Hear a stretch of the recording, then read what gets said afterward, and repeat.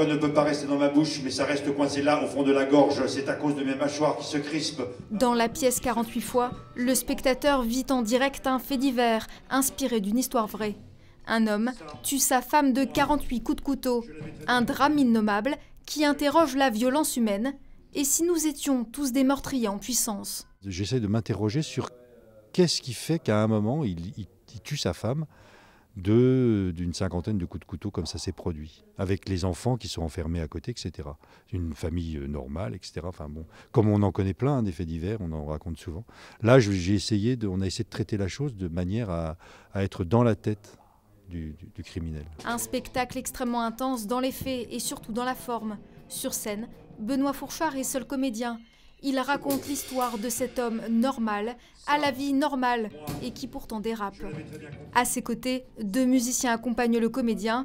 Les accords de guitare et de batterie viennent sublimer ce texte intense. Ça crée quelque chose, une espèce de tourbillon comme ça dans lequel on est. On se laisse. C'est comme un peu, c'est comme une transe un peu.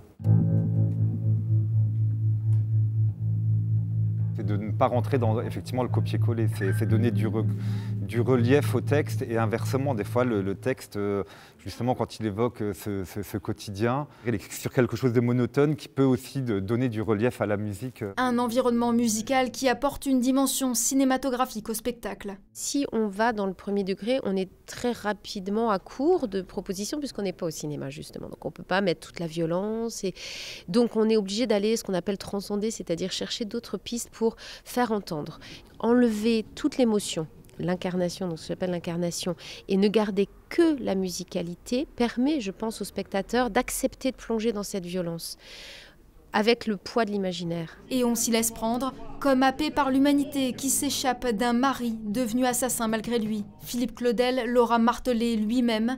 Personne n'est tout blanc ni tout noir. L'expérience de la vie rend les âmes grises.